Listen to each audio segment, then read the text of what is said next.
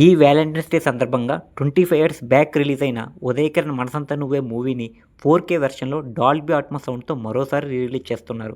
అప్పట్లో ₹1,00,00,000 వస్తే చాలురా భగవంతుడా అని రిలీజ్ చేసిన ఈ మూవీ అందరి అంచనాలు తారుమారు చేస్తూ 22 కోట్లు వసూలు చేసి హీరో ఉదయ్ కిరణ్‌కి హ్యాట్రిక్ హిట్‌తో పాటు అతన్ని ఇండస్ట్రీలో స్టార్ హీరోగా నిలబెట్టింది.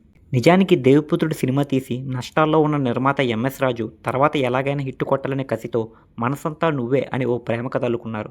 అలాగే ఆ కథకు రూపం ఇచ్చేందుకు కొత్త డైరెక్టర్ విఎన్ ఆదిత్యను, డైలాగ్స్ రాసేందుకు పరుచూరి బ్రదర్స్‌ను, అలాగే మ్యూజిక్ అండ్ పాటల కొరకు ఆర్‌పి పట్నాయక్ మరియు సిరివెన్నెల సీతారామశాస్త్రి గారిని ఎంపిక చేసుకున్నారు. అయితే రాజుగారు ముందుగా ఈ మూవీకి హీరోగా మహేష్ బాబుని అనుకున్నారు. కానీ డైరెక్టర్ ఈ కథకి ఆయన సెట్ కారని, అందులోనూ ఆ టైంలో ఆయన మాస్ కథల కోసం చూస్తున్నారనే విషయాన్ని రాజుగారికి చెప్పి, తేజ, నువ్వు, నేను ఎడిటింగ్ వర్క్ జరుగుతున్న స్టూడియోకి రాజుగారిని తీసుకుని వెళ్లి ఉదయ్ కిరణ్‌ని చూపించి చివరికి ఆయన్ని హీరోగా ఫైనల్ చేశారు.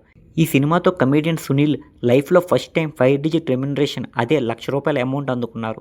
అప్పట్లో ఈ సినిమాకు local and national level awards రావాల్సి ఉండగా ఈ సినిమా 'అన్మోల్ గడి' రీమేక్ అని పుకారు రేపి రాకుండా చేశారు. అలా అప్పట్లో ఎన్నో ఇష్యూస్ ఎదుర్కొని ఇండస్ట్రీ హిట్‌గా నిలిచిన ప్రేమ కథను నేటి జనరేషన్‌కు మరోసారి చూపించేందుకు రిలీజ్ చేస్తున్నారు. దీంతో ఉదయ్ కిరణ్ మేనల్లుడు సైతం తన మామ సినిమాను థియేటర్‌లో చూడండంటూ సోషల్ మీడియాలో ఓ వీడియో కూడా పోస్ట్ చేశాడు.